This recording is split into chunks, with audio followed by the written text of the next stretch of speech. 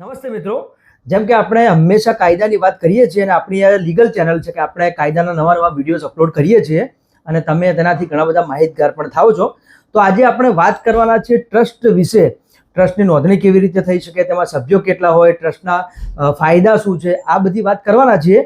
તો આપણી જોડે આજે એડવોકેટ ડોમિનિક સર છે કે જેઓ ટ્રસ્ટની પ્રેક્ટિસ કરી રહ્યા છે. સ્વાગત છે સર આપનું. તો ટ્રસ્ટ વિશે આપણે પૂરી માહિતી આજે મેળવવાના છીએ. તો ચલો આપણે શરૂ કરીએ. પહેલા તો ટ્રસ્ટ તમને ખબર છે કે આજે વારંવાર લોકો આનો ઉપયોગ કરતા હોય છે કે ટ્રસ્ટ બનાવતા હોય છે, જેમાં ધાર્મિક રીતે પણ કામ આવે, કોઈ સ્કૂલ બનાવી હોય તો પણ કામ આવે. મેં સાંભળ્યું છે એ પ્રમાણે. પરંતુ ટ્રસ્ટ શું છે, ટ્રસ્ટ કેવી રીતે બનાવી શકાય? ટ્રસ્ટ આપણે બધા વ્યક્તિઓ છીએ એ નેચરલ વ્યક્તિ કહેવાય છે, અને જ્યારે ટ્રસ્ટ છે એ કાયદેસરની એક વ્યક્તિ છે જેને આધારિત ઘણું બધું કામ થઈ શકે છે. અને કાયદેસરની વ્યક્તિ છે એટલે એ કાયદાને લગતા ચાલે છે. મારું મૃત્યુ થઈ શકે, આપણે બધાનું મૃત્યુ થઈ શકે, પણ ટ્રસ્ટ ક્યારે મૃત્યુ નહીં થાય. ઓકે, ટ્રસ્ટ ક્યારે મરી ના શકે? મરી ના શકે. યસ, બરાબર. એમાં ઇરરિવોકેબલ રવોકેબલ ટ્રસ્ટ કહેવામાં આવે છે. ઓકે. એ ઇરરિવોકેબલ ને એ થઈ શકે, પણ મોટે ભાગે આ ટ્રસ્ટને આપણે જાણી જોઈને મારી નાખવું હોય તો વાત અલગ છે, પણ એને કુદરતની કોઈ મૃત્યુ નથી. બરોબર. અને એ ટ્રસ્ટ એક કાયદેસરની એક સુંદર વ્યવસ્થા છે જે તમારા પ્રોપર્ટીને સાચવવા માટે, તમારો નિર્ણય એ કાયદેસર ચાલે એને માટે. કદાચ આજે મારે 500 રૂપિયા તમને આપીને કોઈ સારું કામ માટે હું તમને સોંપું, અને જ્યારે આ ટ્રસ્ટ તમારામાં મારે ટ્રસ્ટ છે એટલે હું તમને 500 રૂપિયા આપું અને કહું કે તમે આ ભાઈને તમે 500 રૂપિયાનો કોઈ ભેટ આપી દો, એક દાન કરી દેજો, એનું દવા કરાવી દેજો, કોઈ બી વ્યક્તિ. પણ જ્યારે રજીસ્ટર થયેલી આ ટ્રસ્ટ હોય કે તમારામાં ટ્રસ્ટ છે એટલે હું તમને આપું છું અને રજીસ્ટર કરીને આપું છું, ત્યારે આ તમે ફક્ત જવાબદારી નથી, પણ તમે એ જવાબદારી સાથે કામ કરવા બંધાયેલા છો. ઓકે. કદાચ એમાંથી તમે નિષ્ફળ બનશો ત્યારે હું મારા કરતા ચેરિટી કમિશનર, એક સરકાર, એક કાયદા તમને પકડશે. ઓકે. એટલે તમે કાયદેસર તમે બંધાયેલા એક વ્યવસ્થા છે એ ટ્રસ્ટ. અને આ વ્યવસ્થા તમને અને તમારા જે ફાયદા મેળવનારને છે, કદાચ એ આપણે કહીએ છીએ કે જે બેનિફિશિયરી કહીએ છીએ, અંગ્રેજીમાં કહીએ છીએ બેનિફિશિયરી, કે ઓથર કહેવાય છે કે હું આજે 500 રૂપિયા તમને આપીને કહું કે આ બેનિફિશિયરી, આ ત્રીજો વ્યક્તિ માટે તમે આ વાપરજો, એમાં દવા કામ માટે વાપરજો. પણ એમાં તમે કદાચ નિષ્ફળ બની જશો તો એને હું પણ પકડીશ અને એ સરકાર પણ પકડશે. ઓકે. એ ચેરિટી કમિશનરને તમે જવાબ આપવો પડશે કે કેમ તમે આ 500 રૂપિયા જે બેનિફિશિયરી છે એમને માટે કેમ નહીં વાપર્યું. ઓકે. કેમ આ કારણ માટે તમે આપ્યું હોય એ કારણ માટે કેમ તમે ના વાપર્યું, એનું જવાબદારી તમારે કામ કરવાનું રહેશે. ઓકે. અને આ ટ્રસ્ટ એકવાર બની ગયા પછી એનું આખું જવાબદારી ટ્રસ્ટીને સોંપવામાં આવે છે. ઓકે. એટલે જે પણ ટ્રસ્ટમાં નોંધાયેલા સભ્યો હોય એમને ટ્રસ્ટી કહેવાય. ટ્રસ્ટી કહેવાય. યસ. ખૂબ સરસ આપણને સરે સમજાયું કે ભાઈ ટ્રસ્ટ શું છે. એમને ઘણા વિશાળ શબ્દોમાં આપણને કહ્યું છે જેથી ખ્યાલ આવી શકે કે ભાઈ ટ્રસ્ટ શું છે. તો ખબર પડી ગઈ હશે તમને. તો બીજો પણ પ્રશ્ન કરીશ સર તમને કે ટ્રસ્ટના પ્રકારો કેટલા છે? યસ, એના વિશે થોડી માહિતી આપજો જેથી લોકોને ખ્યાલ આવી શકે. ગુજરાતની અંદર બોમ્બે પબ્લિક ટ્રસ્ટ એક્ટ કહેવામાં આવે છે. હવે આ બોમ્બે પબ્લિક ટ્રસ્ટ એક્ટ મુજબ આ ટ્રસ્ટ બનાવવામાં આવે છે. હવે એના પહેલા આ અલગ પ્રકારના ટ્રસ્ટો છે. આપનો પ્રશ્ન છે કે કયા પ્રકારનો ટ્રસ્ટ છે. વ્યક્તિગત રીતે મારા પરિવારમાં તે પ્રાઇવેટ ટ્રસ્ટ પણ હું બનાવી શકું. ઓકે. અને પબ્લિક ટ્રસ્ટ પણ બનાવી શકું. Okay. Public trust charitable trust તરીકે મોટે ભાગે વાપરવામાં આવે છે. એ ચેરિટેબલ પર્પસ માટે, શૈક્ષણિક કાર્યો કરવું હોય કે દવા લગતા મેડિકલ રીઝન માટે તમારે કોઈ દવાખાનું ચાલુ કરવું હોય, કોઈ સ્કૂલ શરૂ કરવું હોય, કોઈ મંદિર તમારે બાંધવું હોય, મંદિરને લગતા કામ કરવું હોય, ધાર્મિક કામ કરવું હોય, કોઈ બીજું કોઈ કેલામિટી આવી જાય એને તમને લગતા કામ કરવું હોય, કોઈ બી સેવા કામ તમારે કરવું હોય, કોઈ બી સમાજ માટે કરવું હોય. તમારો હેતુ એવો હોઈ શકે કે મારે એક જ સમાજ માટે કરવું છે, તો તમારો હેતુ એવો હોય છે કે મારે બધા સમાજ માટે કરવું છે. તમારે એવું હેતુ હોય કે મારે શૈક્ષણિક બાબતો જ કરવું છે, મારે વૃદ્ધાશ્રમ ખોલવાનું છે, મારે કોઈ બી કામ, સેવા કામ, જે સર્વિસ પ્રોવાઇડેડ જે કંઈ કામ હોય એ ટ્રસ્ટ દ્વારા કરવામાં આવે છે. ધાર્મિક કામ પણ ટ્રસ્ટ દ્વારા કરવામાં આવે છે. ઓકે. એ હવે પબ્લિક ટ્રસ્ટ અને પ્રાઇવેટ ટ્રસ્ટની વાત કરી. Yes yes. પ્રાઇવેટ ટ્રસ્ટ એ મારો અંગત કામ માટે, ઓકે. દાખલો તરીકે મારા પરિવારને લગતા કેટલાક પ્રોપર્ટી છે અને કદાચ મને એવું લાગે છે કે હું કદાચ મરી જઈશ તો મારે આ પ્રોપર્ટીને પ્રોટેક્ટ કરવું છે, ઓકે. તો હું મારા પરિવારને લગતા હું પ્રાઇવેટ ટ્રસ્ટ બનાવી શકું. ઓકે, તો એનાથી તમારું જે પ્રોપર્ટી છે પ્રોટેક્ટ થઈ શકે. પ્રોટેક્ટ થઈ શકે. વેરી ગુડ, ખૂબ સરસ. અને એ પ્રોપર્ટીનો કોઈ બી એક વ્યક્તિ કે કોઈ બી છીનવી નહીં લઈ શકે. ઓકે. એકવાર ટ્રસ્ટમાં આવેલી પ્રોપર્ટી એ ચેરિટી કમિશનર જ એનું માલિક કહેવાય છે. યસ યસ, એટલે લીગલ વે થઈ જશે, આખો કાનૂની રસ્તા ઉપર જ ચાલવું પડશે યસ, અને લીગલ બધું થશે. લીગલ થઈ જશે. યસ. હવે જ્યાં સુધી વ્યક્તિગત જોડે રહેશે, વ્યક્તિ નક્કી કરશે કે શું કરવાનું શું નહીં કરવાનું. ઓકે. હવે મારી જોડે એક ટ્રસ્ટ પ્રોપર્ટી બની જાય તો મારે જે કંઈ કરવાનું હોય તો મારે પહેલા ચેરિટી કમિશનર પાસે પરમિશન લેવાનું છે. દાખલો તરીકે હવે મારી જોડે એક ઇમૂવેબલ પ્રોપર્ટી, મારી જોડે 5 વીઘા જમીન છે. ઓકે. એ મારા ટ્રસ્ટમાં રજીસ્ટર થયેલી છે. મને કિરણભાઈએ મને આ પ્રોપર્ટી મને ગિફ્ટમાં આપેલી છે. ઓકે. આ ટ્રસ્ટને ગિફ્ટમાં આપેલી છે. ઓકે. હવે આ ગિફ્ટમાં આપેલી પ્રોપર્ટી ટ્રસ્ટને આપેલી છે, ઓકે. એટલે મેં રજીસ્ટર કરેલી છે, આ ટ્રસ્ટમાં મેં નોંધણી કરી દીધું છે, આ પ્રોપર્ટી મારા ટ્રસ્ટમાં છે એમ કરીને. ઓકે. હવે આ ટ્રસ્ટ ભલે હું મરી જઉં પણ પ્રોપર્ટી ટ્રસ્ટની જોડે જ રહેશે. ઓકે, એટલે માલિક ટ્રસ્ટ છે. ટ્રસ્ટ છે. યસ યસ યસ, કોઈ બરાબર. વ્યક્તિની સ્વતંત્ર માલિકી નહીં, માલિકી ટ્રસ્ટની માલિકી. ટ્રસ્ટની માલિકી છે. ઓકે. હવે આ પ્રોપર્ટીને મારે કોકને લીઝમાં આપવાનું છે, નહીં તો મારે વેચવાનું છે. હું ટ્રસ્ટી તરીકે હું નિર્ણય લઈ શકું. ઓકે. મારે એના પહેલા ચેરિટી કમિશનર જોડે મારે પરમિશન લેવાનું હોય છે. ઓકે. એ આખી સિસ્ટમ અલગ છે. Okay. Charity commissioner, joint charity commissioner, deputy charity commissioner, assistant charity commissioner, એ બધા એ કઈ સત્તા નીચે આપણે પરમિશન લેવાનું, એ બધું આપણે Okay. બહુ મોટું ટોપિક છે, આપણે અલગ ડિસ્કશન કરી શકાય. પણ પણ જ્યારે પરમિશન લઈને જ હું કંઈ કરી શકું. હવે 3 Okay. વર્ષ ઉપર મારે કોકને લીઝ આપવું હોય ઓકે. તો મારે ચેરિટી કમિશન જોડે પરમિશન લેવાનું. ઓકે, એટલે ભાડેથી આપવું હોય તો ભાડેથી આપવું હોય તો પણ યસ, ચેરિટી કમિશનની પરમિશન લઈને જ મારે ભાડેથી આપી શકાય. ઓકે. મારે સ્વેચ્છાએ મારે કોઈને નહીં આપી શકાય. બરોબર. અને મારે પેલાને મળી ગયું છે, મારે બીજા એક મારા મિત્ર છે, એમને જ મારે પ્રોપર્ટી વેચવાનું ના, શક્ય નહીં નથી. વેચી શકાય. ઓકે. નહીં વેચી શકાય. રાજ્ય દ્વારા જ આપી શકાય. ઓકે. એ ચેરિટી કમિશનરના હેઠળ, એમના નિરીક્ષણ હેઠળ જ એ પ્રોપર્ટી વેચવાનું કે તમારે જે કંઈ કરવાનું હોય એ કાયદેસર જ તમારો ચાલવાનું રહેશે. ઓકે, એટલે ધારો કે હવે ટ્રસ્ટી વધારે હોય, 5 કે 7 આપણે ટ્રસ્ટી ગણીએ, પરંતુ એ લોકો સીધી રીતે વેચાણ નહીં કરી શકે. નો. ચેરિટી કમિશનર નીચે આવશે Yes. અને હરાજી થશે ત્યારે જ વેચી શકે. યસ. સીધી કોઈ મિલકત વેચાણી નહીં થઈ શકે, કોઈ દસ્તાવેજ કે એવું. નો. ઓકે. અને બીજી વસ્તુ છે, ટ્રસ્ટ બનાવવામાં આવે છે ત્યારે મોટે ભાગે, આમ તો પહેલા જમાનામાં ચાલતું હતું, એક વ્યક્તિ તરીકે પણ ટ્રસ્ટી સોંપવામાં આવતું હતું, ઓકે. જે એક વ્યક્તિ ટ્રસ્ટ, સોલ ટ્રસ્ટી કહેવામાં આવે છે. ઓકે, તમારી વાત વચ્ચે કાપીશું. તો આમાં કેટલા ટ્રસ્ટી હોવા જોઈએ? કોઈ પણ ટ્રસ્ટ, ધારો કે ચેરિટેબલ ટ્રસ્ટ બનાવવું છે, તમે કહ્યું એ પ્રમાણે ધાર્મિક બનાવવું છે, કોઈ સ્કૂલ ખોલવા માટે બનાવવું છે, તો ઓછામાં ઓછા કેટલા ટ્રસ્ટી હોવા જોઈએ, એટલે કે સભ્યો હોવા જોઈએ, અને વધુમાં વધુ કેટલા સભ્યો અંદર ઇન્ક્લુડ કરી શકાય? ઓકે. હવે ટ્રસ્ટ બનાવતા પહેલા જે ઓથર ઓફ ધ ટ્રસ્ટ, એટલે એ કઈ રીતે ટ્રસ્ટ બને છે એનું એ બંધારણ કે મેમોરાન્ડમ ઓકે. કે ડીડ જે કહેવામાં આવે છે, કંઈક એને લગતા એ ડોક્યુમેન્ટ આપણે બનાવીએ છીએ, એને લગતા પહેલા ટ્રસ્ટ બને છે. ઓકે. એ જ એક કાયદો કહેવાય છે. એ Yes. ટ્રસ્ટ માટેનું એક નિયમ કહેવાય છે, ઓકે. માર્ગદર્શન કહેવાય છે. એ બધું એમાં જ નક્કી કરવામાં આવશે. ઓકે. હવે એ નક્કી કરેલી મુજબ આ ટ્રસ્ટ એ ચાલશે. હવે એમાં નક્કી કરવા મુજબ એટલે તમારે 2 વ્યક્તિઓથી પણ તમે ટ્રસ્ટ બનાવી શકો. ઓકે, એટલે ઓછામાં ઓછા 2 વ્યક્તિઓથી શરૂઆત કરી ઓછામાં શકાય. ઓછા 2 વ્યક્તિઓ. એક વ્યક્તિ હોય તો ન ચાલે. એક વ્યક્તિઓથી પણ બનાવતા હતા, પણ અત્યારે જે બેંકમાં તમે ખાતું ખોલવા જશો ઓકે. ત્યારે એ લોકો માંગણી કરે છે કે ઓછામાં ઓછા 2 બે વ્યક્તિઓ. વ્યક્તિઓ હોવા જોઈએ. પણ એમાં પણ અત્યારે તફાવત છે.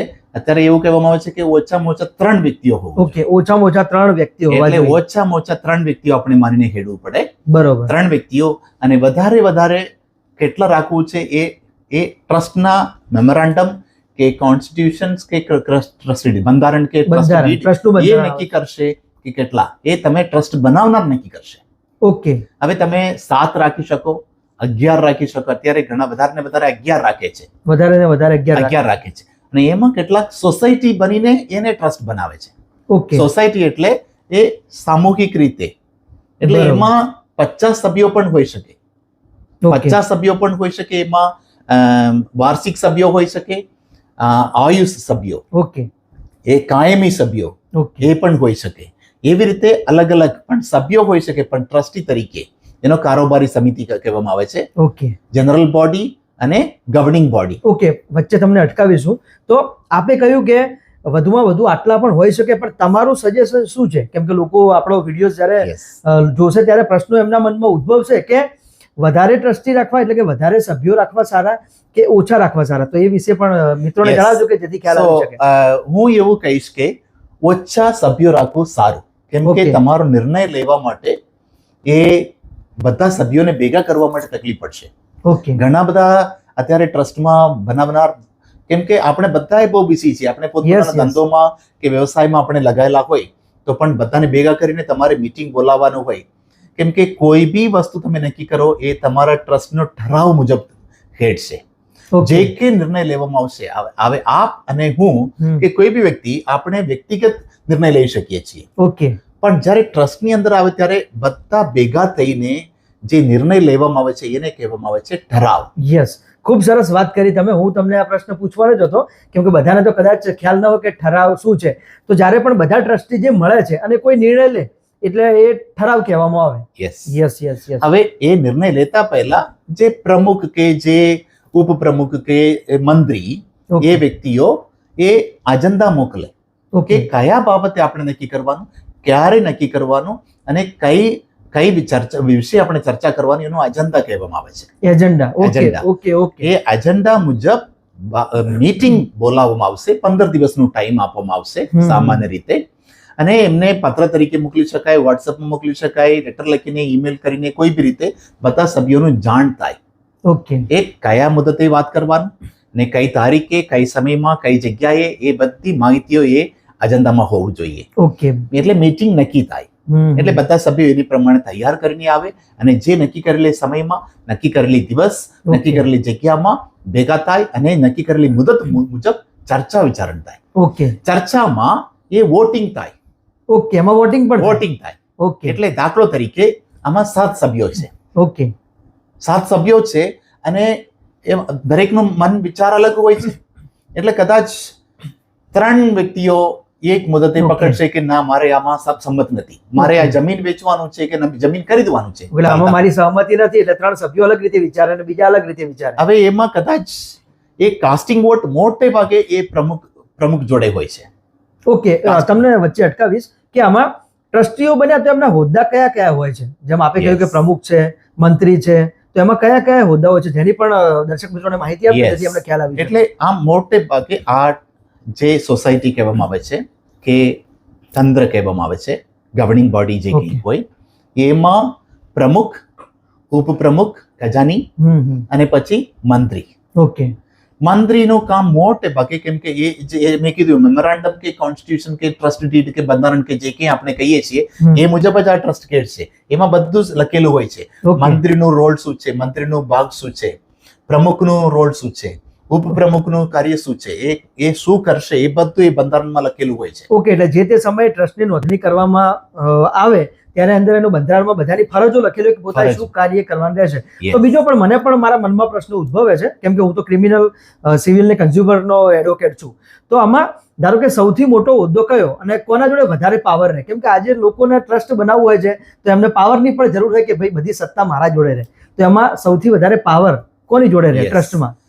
આ પ્રશ્ન સૌથી વધારે પાવર એમ આપણે વાત કરીએ તો જે તમે પાવર કોને આપવા માંગો છો, ટ્રસ્ટ બનાવતી વખતે કોને આપવા માંગો છો કે કોણ બનાવે છે એના ઉપર આધાર છે. ઓકે એટલે જે સમયે ટ્રસ્ટ બનશે ત્યારે નક્કી થશે કે કોની જોડે વધારે પાવર રહેશે. દાખલો તરીકે કેટલાક 7 સભ્યો ભેગા થાય છે અને ટ્રસ્ટ બને છે. ઓકે અને એવું ઈચ્છે છે કે 7 સભ્યો જોડે એ પાવર વહેંચીને રહેવું જોઈએ. તો પાવર કોની જોડે રહેશે? 7 સભ્ય જોડે રહી શકે. ઓકે એમાં બધું ઓકે ડિવાઇડેડ કરવામાં આવે કે આ ફરજો છે, આ કાર્યો છે, એ પ્રમાણે એમને જોડે પાવર રહે. એમાં એવી રીતે ક્લોઝ મૂકી શકે એ, કેમ કે ડ્રાફ્ટિંગ ધ ટ્રસ્ટ ડીડ કે કોન્સ્ટિટ્યુશન કે મેમોરેન્ડમ એ વેરી ઇમ્પોર્ટન્ટ છે. ઓકે તો બીજો પણ પ્રશ્ન છે કે આપ શ્રી તો ટ્રસ્ટના સ્પેશિયલ એડવોકેટ છો, તો બંધારણ મેમોરેન્ડમ આપ શ્રી જ બનાવતો હોય જે તે સમયે ટ્રસ્ટની નોંધણી કરવાની? તો યસ, વકીલ જ બનાવતા હોય છે, મોટે ભાગે વકીલ જ બનાવતા હોય છે. જે વકીલ જોડે બને એ ટ્રસ્ટનું મેમોરેન્ડમ કે એ સેફટી કહી શકાય, કેમ કે Yes, વકીલની yes, yes. ભાષા, વકીલને એ વિચાર દણી અને એનો કોઈ પ્રોબ્લેમ નહીં આવે એ બધું એ વિચાર સમજીને કઈ કારણથી બનાવે છે એ બધું સમજીને જ વકીલ બનાવતા હોય છે. ઓકે ઓકે એટલે એ ટ્રસ્ટ માટે એ બહુ શરૂઆતથી જ ભવિષ્યનું વિચારીને બનાવવાનું હોય છે, એટલે વકીલ જ સારો ટ્રસ્ટ ડીડ કે મેમોરેન્ડમ કે કોન્સ્ટિટ્યુશન બનાવી શકે છે. બરોબર. હવે એમાં બે પ્રકારે આપણે બનાવી શકાય. ઓકે દાખલો તરીકે હું આજે ઓથર તરીકે, બનાવનાર તરીકે, ટ્રસ્ટ બનાવવા માટે હું આજે નિમણૂક કરનાર વ્યક્તિ તરીકે પણ મને સત્તા આપી શકો.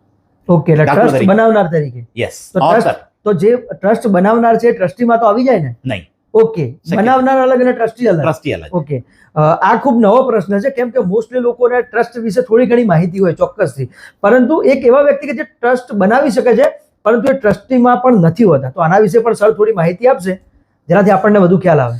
હવે ટ્રસ્ટ બનાવવા માટે બે રીત છે મેં કીધું.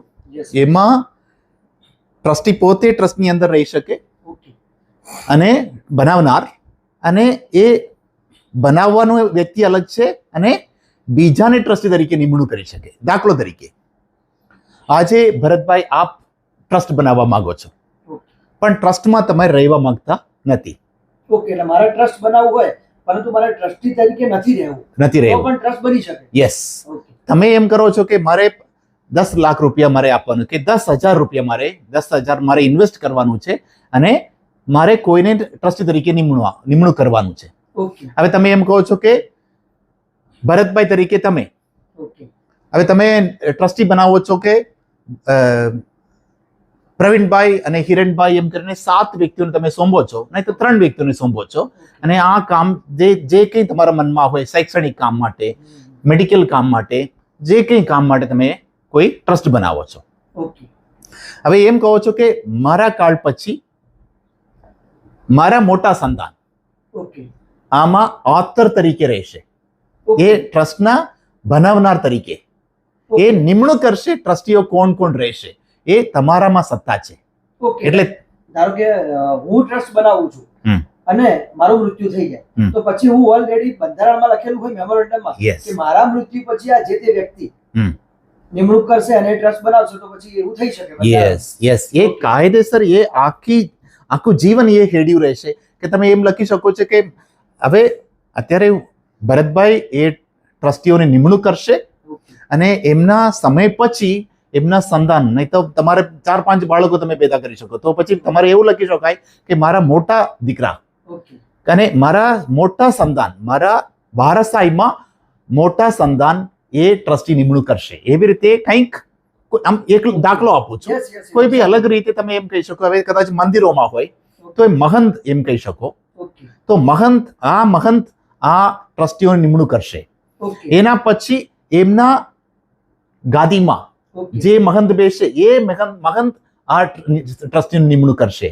એવી રીતે પણ તમારે સત્તા આપી શકાય. ઓકે, ખૂબ સરસ. તો પછી મારો બીજો પણ પ્રશ્ન છે કે ચલો ધારો કે હું ટ્રસ્ટી નથી પરંતુ હું ટ્રસ્ટ બનાવું છું, તો આમાં સત્તા કોની જોડે રહેશે? કેમ કે લાસ્ટમાં ટ્રસ્ટ આવે એટલે લોકો હોદ્દા માટે પણ મેં તો જોયું છે ઘણીવાર કે ભાઈ મને પ્રમુખ બનાવો, મંત્રી બનાવો, આવું બધું થતું હોય છે. તો પછી આમાં સૌથી વધારે સત્તા અને પાવર કોની જોડે રહે? જે ટ્રસ્ટ બનાવનાર છે કે અંદર ટ્રસ્ટીઓમાં પ્રમુખ છે, મંત્રી છે કે ઉપપ્રમુખ છે, એમની જોડે વધારે સત્તા રહેશે? જો તમે ટ્રસ્ટ બનાવો છો, તમે નિમણૂક કરો છો, ટ્રસ્ટીઓને નિમણૂક કરો છો, તો ટ્રસ્ટીઓ બધા તમારા કહેવાથી જ છેડવું પડશે, તમારા ઈચ્છાથી છેડવું પડશે. એટલે એમાં તમારે સત્તા તમારામાં આવી ગઈ છે. હવે ટ્રસ્ટી બનાવેલું છે, ટ્રસ્ટીઓમાં સત્તા કોની જોડે વધારે છે? એ પ્રમુખ જોડે વધારે છે. ઓકે પ્રમુખ જોડે વધારે છે, કેમ કે એ તમે કોને આપવા માંગો છો એ પ્રમાણે. હવે પ્રમુખ જોડે કેટલું સત્તા છે એ તમે નક્કી કરશો. સામાન્ય રીતે પ્રમુખ જોડે વધારે સત્તા હોય છે, પ્રમુખ જોડે વધારે સત્તા હોય. કેમ કે પ્રમુખ જ એ લીડર કહેવાય છે. ઓકે એના પછી ઉપપ્રમુખ, એમના ગેરહાજરીમાં શું નિર્ણય લેવામાં આવશે એનું ઉપપ્રમુખ જોડે હોય છે. પણ સામાન્ય રીતે કારોબારી લખવાનું, વાંચવાનું અને પછી જે કંઈ મીટિંગ બોલાવવાની એ બધું એ મંત્રી જોડે રહેશે. બધું કામ મંત્રી કરશે. અને ખજાની, જે પૈસાની વહીવટ કરતા હોય એ ખજાની સામાન્ય રીતે હોય છે. પણ મોટે ભાગે કેટલાક ટ્રસ્ટોમાં આ સમયની અંદર એ તમારે સભ્ય એવી રીતે તમારે ગોઠવવા માટે મુશ્કેલી નડતું હોય તો તમે એ જ સત્તા ઉપપ્રમુખને પણ આપી શકો. ઓકે, પણ મૂળ આપે જણાવ્યા પ્રમાણે કે જે ખજાનાની બધું છે એ બધું ખજાનચી સંભાળશે, ખજાની સંભાળશે. પૈસાની બધું લેવડ દેવડ ખજાનચી સંભાળશે. Yes Okay. ખજાની સંભાળશે અને એ ઉપપ્રમુખ પણ એ જવાબદારી એટલે કઈ જવાબદારી તમે બંધારણમાં કે મેમોરેન્ડમમાં કે જે જવાબદારી એમને તમે સોંપ્યું છે બંધારણ મુજબ Okay. એ ખેડવામાં આવશે. Okay. એટલે બંધારણ એ કોઈ બી ટ્રસ્ટ માટે બંધારણ કે મેમોરેન્ડમ એ મુખ્ય ભાગ ભજવે છે કેમ કે એમાં સત્તા કે કેવી રીતે આ ચાલશે, સંસ્થા કેવી રીતે કામ કરશે, પૈસા કેવી રીતે ભેગા કરશે, બધું એમાં લખેલું મુજબ ચાલશે. ઓકે, બરોબર. તો આપણને આજે ટ્રસ્ટ વિશે ઘણી બધી માહિતી પણ મળી અને કદાચ લોકો નવા હોય તો એમને ટ્રસ્ટ પણ બનાવવું હોય કેમ કે દિવસે ને દિવસે હું જોઉં છું કે લોકો સેવા કાર્ય તરફ વળી પણ રહ્યા છે. તો સેવા કાર્ય કરવા માટે લોકો ટ્રસ્ટની નોંધણી કરવા માંગતા હોય છે પરંતુ એમની પાસે પૂરતી માહિતી ન હોય, એમની પાસે અધૂરી માહિતી હોય કે ભાઈ કેવી રીતે ટ્રસ્ટ નોંધાવવું, કેટલા સભ્યો જોશે, ટ્રસ્ટમાં શું કામ થઈ શકે, એ બાબતે પ્રશ્નો ખૂબ મૂંઝવાતા હોય છે. તો આજે આપણે એટલે જ આ વિડીયો બનાવીએ છીએ કે લોકો સુધી પહોંચી શકાય, લોકોને ટ્રસ્ટ વિશે માહિતી મળી શકે અને લોકો માહિતગાર પણ થઈ શકે. Thank you very much sir. પણ ટ્રસ્ટના ફાયદા પણ શું છે એ પણ Yes. જણાવજો જેથી ખ્યાલ આવે કે ભાઈ Yes. ટ્રસ્ટના બેનિફિટ શું છે. યસ ટ્રસ્ટના ખૂબ ફાયદો છે. દાખલો તરીકે તમારે ઇન્કમ ટેક્સ તમારે ભરવાનું હોય ઓકે, કે જો જે પ્રોપર્ટી છે જે તમે આવક છે એ તમારે સારા કામ કરવા માટે કોઈ બી જગ્યામાં તમે જાઓ તો લોકો એવી રીતે ઈચ્છતા હોય તો આપણે તો ઓલરેડી સારું કામ કરવા માંગીએ છીએ પણ વ્યક્તિગત રીતે તમે કરો કે ના કરો તો તમારે ઇન્કમ ટેક્સ તો ભરવું જ પડશે.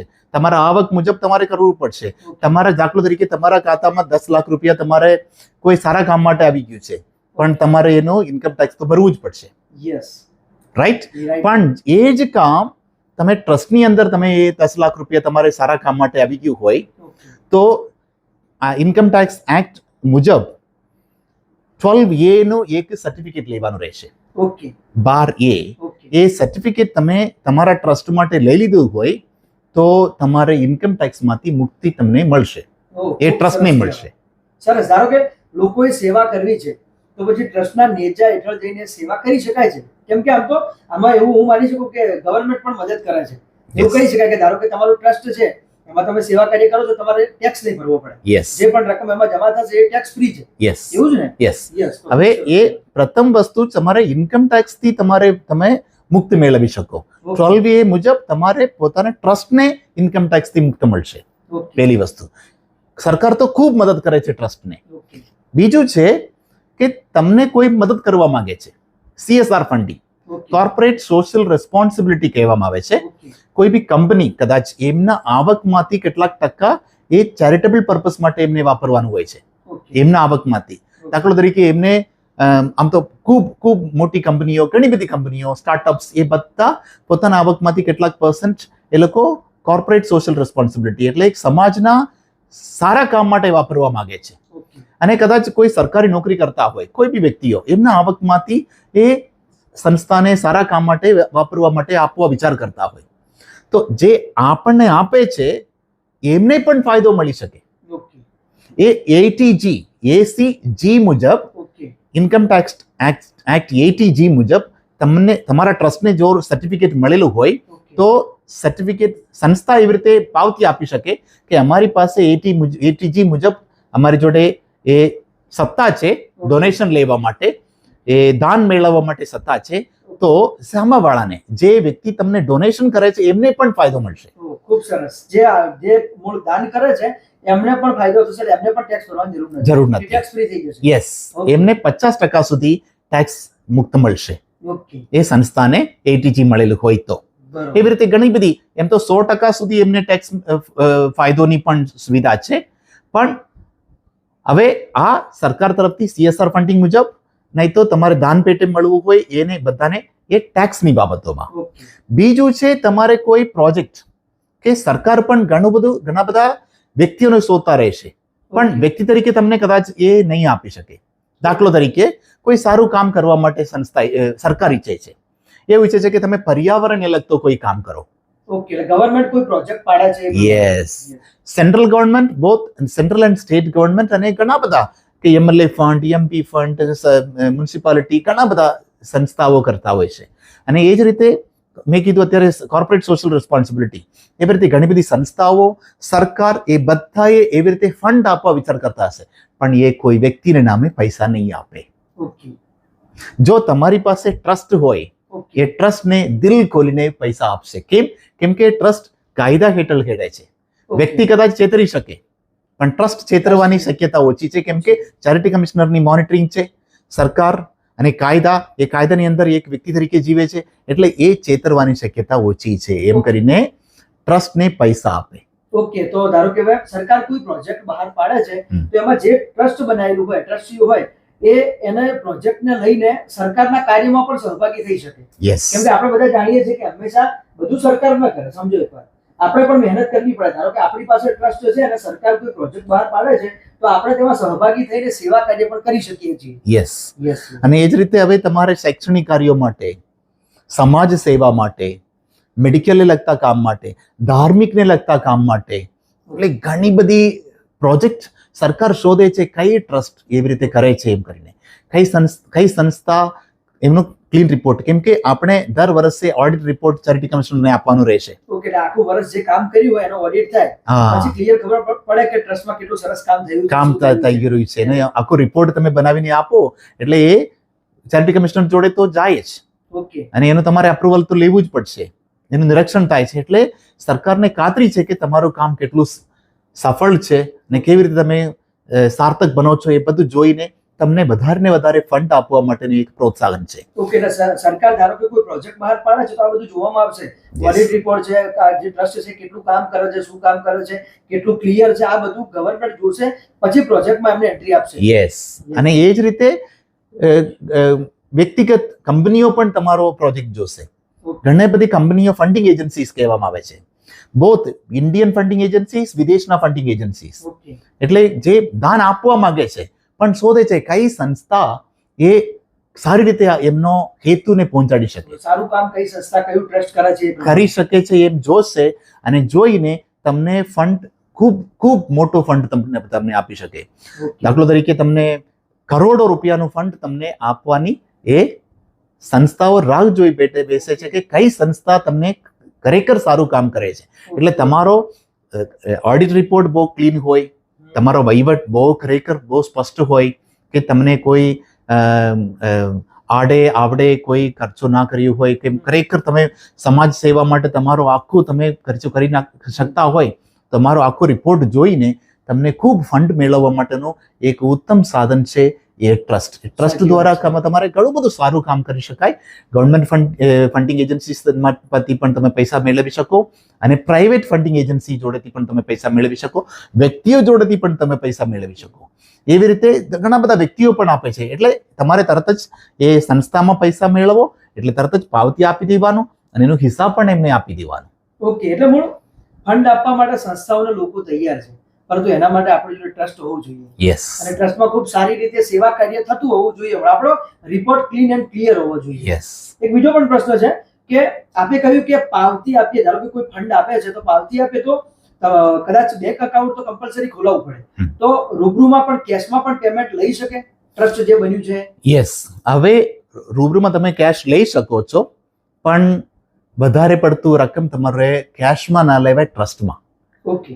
તમે જેટલું થાય તેટલું એ બેંક દ્વારા તમારે કેશ ટ્રાન્ઝેક્શન લઈ શકાય. ઓકે. પણ કેટલીક સંસ્થાઓ પાસે એનો સુવિધા ના હોય. દાખલો તરીકે તમારું મંદિર છે, એક ટ્રસ્ટ મંદિર ચલાવે છે, પણ મંદિરમાં આખું કેશ જ નહીં આવી શકે, કેમ કે મંદિરમાં ઘણા બધા લોકો દાન કેશમાં કરી શકતા હોય, બેંક ટ્રાન્ઝેક્શન તો ઓછું હોય. સાચી વાત છે, બધા ઓનલાઈન ન કરી શકે. અમુક લોકો ઓનલાઈન વિશે જાણતા પણ ન હોય, જેને ખરેખર સેવા કરવી છે કે ફંડ આપવું છે પણ એમની જોડે કેશ હોય તો કેશમાં કરી શકે. એટલે દાન પેટીમાં એ લોકો નાખતા હોય, એમાં કેટલા નાખે છે આપણને ખબર ના હોય.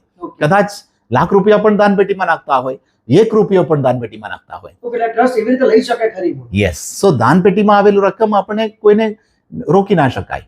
એટલે મંદિરોમાં એ પ્રકારે ઘણી બધી, દાખલો તરીકે અત્યારે તિરુપતિ મંદિરમાં મારા ખ્યાલથી 25 કરોડથી વધારે, 25 કરોડથી વધારે એક દિવસે ભેગા થાય છે.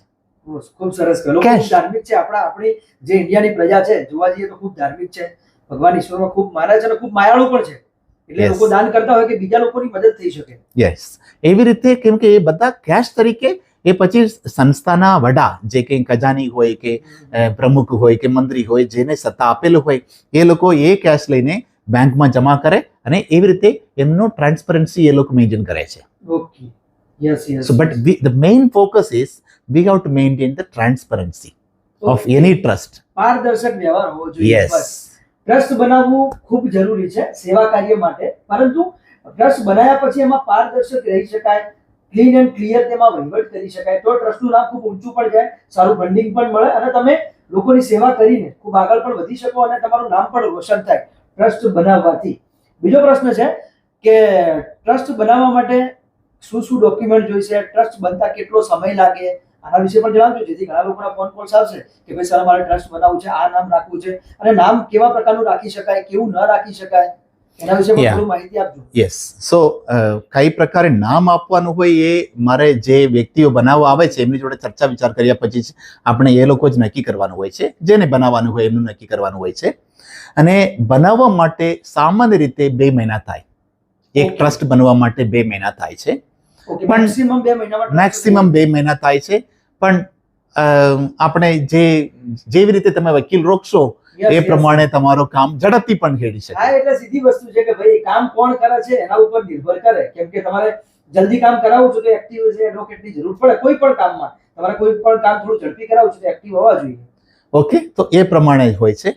ડોક્યુમેન્ટની વાત કરીએ તો દરેકનો આધાર કાર્ડ અને પાન કાર્ડ, ઓકે, દરેક જે પણ સભ્યો છે એમનું આધાર કાર્ડ, સભ્યોનો આધાર કાર્ડ અને પાન કાર્ડ અને એમનો ઓફિસ એડ્રેસ અને એમનો photo, okay, passport size photo અને આધાર કાર્ડ અને પાન કાર્ડ, અને કઈ નામ રાખવા માંગે છે અને કઈ હોદ્દો એ લોકો નક્કી કરે છે એ પ્રમાણનો આખું માહિતી મળી જાય તો ડોક્યુમેન્ટમાં ફક્ત આધાર કાર્ડ અને પાન કાર્ડ અને પાસપોર્ટ સાઇઝ ફોટો, ઓકે. બીજું કઈની જરૂર નથી. તો તમને ખ્યાલ આવી ગયો કે ટ્રસ્ટ બનાવવા માટે શું શું ડોક્યુમેન્ટ જોઈશે, પરંતુ એક પ્રશ્ન મારા અંદર પણ છે કે બેંક એકાઉન્ટ ખોલતા કેટલી વાર લાગશે, અને બેંક એકાઉન્ટ જ્યારે ટ્રસ્ટ બની ગયું અને બેંકમાં ખાતું ખોલાવવા જવું છે તો એમાં શું ડોક્યુમેન્ટ જોઈશે અને કેટલો સમય લાગશે બેંકમાં એકાઉન્ટ ખોલાવતી વખતે? ફરીથી એ તમારા વકીલને આધારિત છે, કેમ કે બેંક એકાઉન્ટમાં જેટલું તમારે ઝડપથી ખોલવાનું હોય તો બેંક તો રાહ જોઈ બેઠા છે ટ્રસ્ટોને એકાઉન્ટ ખોલવા માટે. પણ તમારે એના પહેલા પાન કાર્ડ બનાવવાનું હોય છે, ઓકે, ટ્રસ્ટનું પાન કાર્ડ બનાવવાનું હોય છે, અને ટ્રસ્ટનું સીલ સિક્કો બનાવવાનું હોય છે, અને લેટર પેડ બનાવવાનું હોય છે. એ બધું સામાન્ય કામો કહેવાય છે.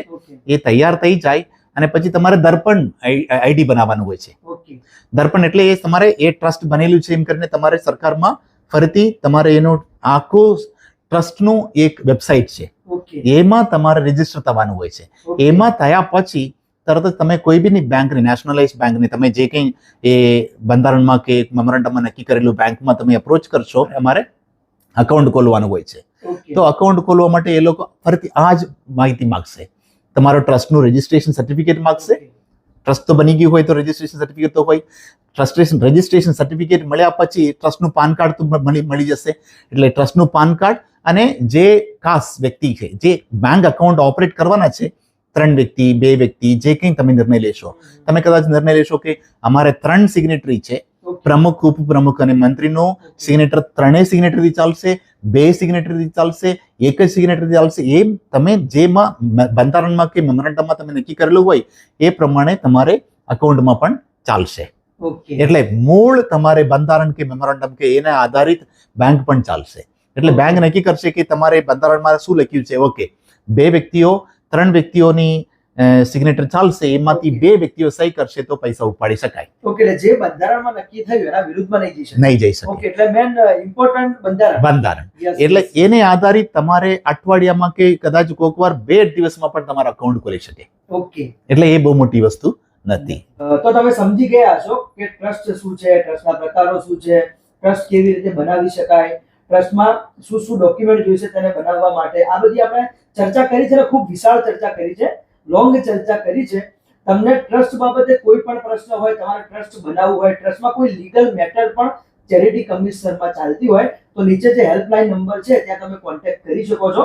પરંતુ મોસ્ટ ઇમ્પોર્ટન્ટ કે તમે સન્ડેના દિવસે કોલ કરો ને તો વધારે સારું રહે, કેમ કે સર પણ ટાઈમ એમનો નીકાળી શકે. થેન્ક યુ સર, તમે અહીંયા આવ્યા અને ટ્રસ્ટ વિશે બધાને ખૂબ માહિતી આપી. લોકો જાગૃત ચોક્કસથી થશે. આપણે જે વિડીયો ઉપાડ્યો છે કે લોકોને કાયદાકીય કાનૂની માહિતગાર કરીશું, તો એના વિશે આપણું નવું પગથિયું છે કે આપણે ટ્રસ્ટ વિશે વિડીયો બનાવ્યો છે. મળીએ નવા વિડીયો સાથે, નવી કલમ સાથે ફરીથી. Thank you very much. Thank you very much. આપનું આ ખૂબ જ સુંદર કામ ચાલી રહ્યું છે. આપ ક્રિમિનલ એડવોકેટ છો મારા ગુરુ પણ છો, પણ એની સાથે સાથે આ માહિતી બધા ગ્રાહકોને તમે પહોંચાડવાનો પ્રયત્ન કરો છો, એમાં સફળ બનશો એવી મારી શુભેચ્છાઓ. Thank you. God bless.